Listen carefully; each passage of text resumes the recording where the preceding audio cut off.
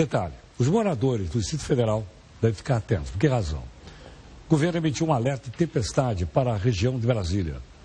Vai chover forte de novo, veja, de novo, Espírito Santo, Goiás, Minas Gerais, Rio de Janeiro. Essa mudança foi causada por um corredor de umidade que veio lá da região amazônica e por esse motivo, então, as pessoas já estão preocupadas, principalmente no Espírito Santo. Nesta quinta, entra em vigor a chamada Lei Anticrime. E tem opção de coisas muito grande, mas a gente vai procurar explicar aquelas que fica mais fácil para que nós, que somos leigos no assunto, possamos entender.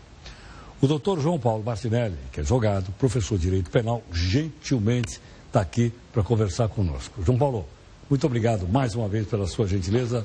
Bem-vindo aqui no Jornal. Muito obrigado. Obrigado. João Paulo, eu trouxe uma cola. Não sei se eu estou lembrando da época que eu estudava ainda, né? Sim. Quem não cola, não sai na escola, então eu fiz aqui uma cola. Te perguntar para você o seguinte: é fato que o tempo máximo de prisão, hoje, não é mais de 30 anos? Isso, houve uma mudança agora para elevar o tempo máximo de cumprimento para 40. 40. É. Agora, tem progressão da pena como tem nos 30 anos? Também, o que houve foi uma mudança agora nos percentuais, né? Sei. Atualmente, até então, é 1/6 para crime não hediondo e 2/5 ou 3/5 para crime hediondo. Agora veio tipo uma tabela, né? 16%, 30%, 40%, até chegar a 80% no caso dos crimes que envolvem organização criminosa, crimes hediondos mais graves. Mas a progressão continua. Coisa que ninguém vai ficar 40 anos na cadeia. Pode até ser, porque 40 anos é o tempo máximo de cumprimento. Mas o cálculo para a progressão é em cima da pena máxima. Então, por exemplo, alguém foi condenado a 100 anos de prisão. Vai cumprir 40. Mas o cálculo para a progressão é em cima dos 100 anos e não dos 40.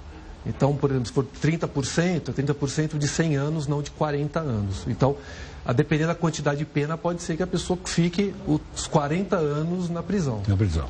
João Paulo, outra pergunta aqui é o seguinte: muda alguma coisa em relação à legítima defesa?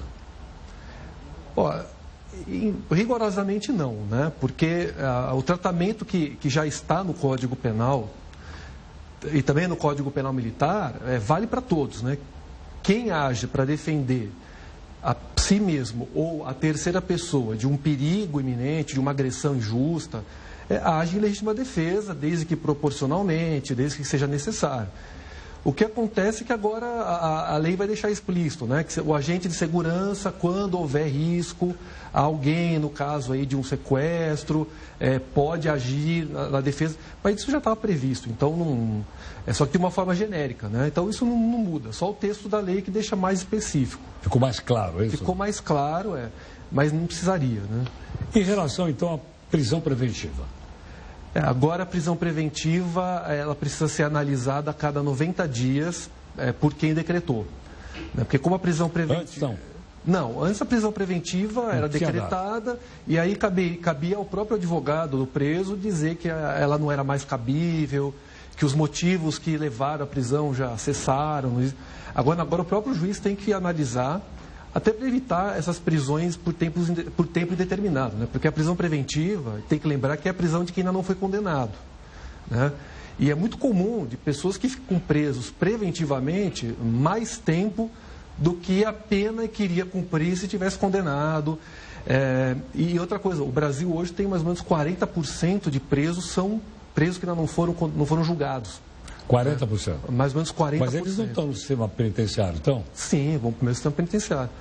Apesar de a lei determinar que os estabelecimentos devem ser distintos, né, para o cumprimento de pena e para a prisão preventiva, na prática coloca onde tem vaga, né? Então a gente vê preso provisório em penitenciária, por exemplo, às vezes um preso cumprindo pena em caso de detenção provisória, que não seria o caso. Então, na prática, é tudo misturado. Quando a gente assiste aqueles seriados da série da televisão, e também aqui do streaming, muitas vezes, seriados americanos e polícia, eles descobrem alguma coisa por causa do material genético. Como é que é essa história no Brasil? Vai ser obrigado a ceder ou não? Obrigado, sim, não necessariamente obrigado, né? Quando alguém for condenado por determinados crimes, considerados mais perigosos, especialmente crimes sexuais, existe a possibilidade de recolhimento de material genético, desde mas com a anuência da pessoa? Com a anuência.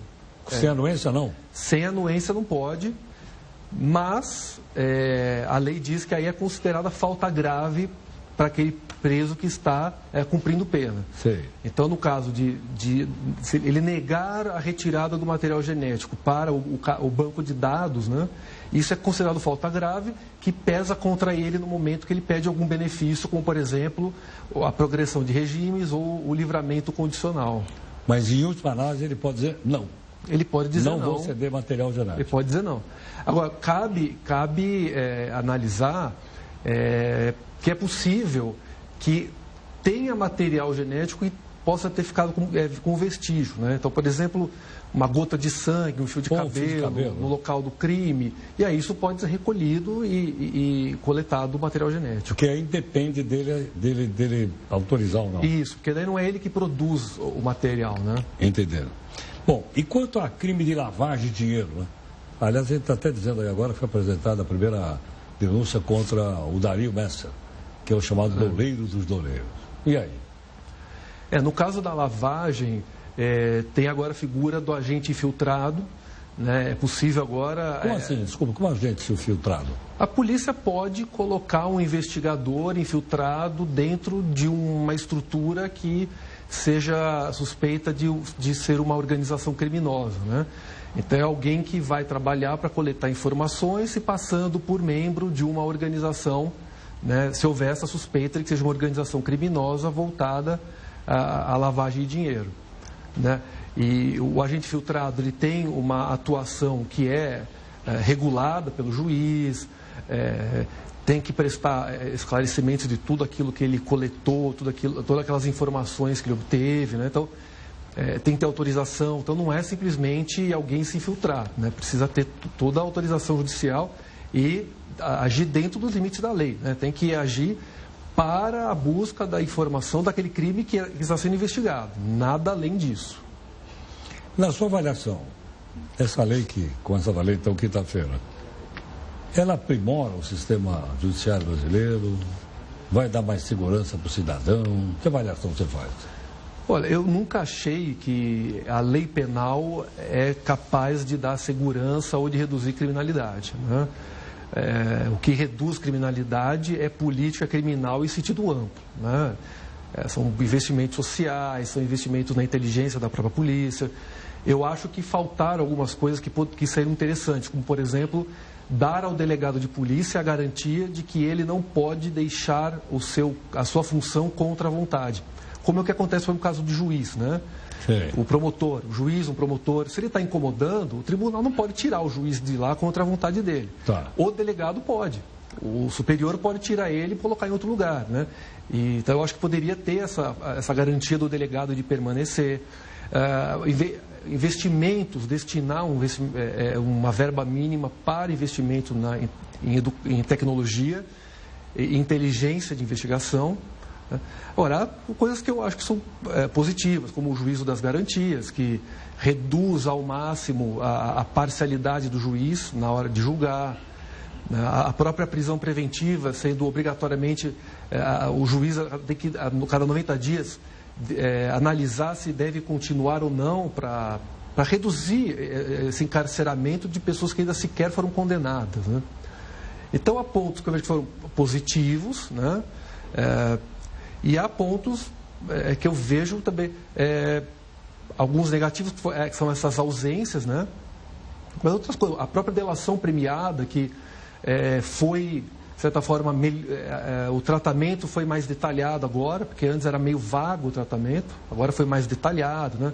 O que pode, o que não pode fazer, o caso de interceptação telefônica, ilegal, praticado por uma autoridade indevidamente. Então, mas eu continuo acreditando que não é a legislação que dá a sensação de segurança, né? É o investimento na inteligência, na estrutura, principalmente do próprio policial, que é aquele que está na ponta, né? E em nenhum momento ali a gente vê a preocupação com a polícia. Tá ótimo. Senhor Paulo, Obrigado pela gentileza, viu? Eu agradeço, boa noite. Eu que agradeço. Obrigado.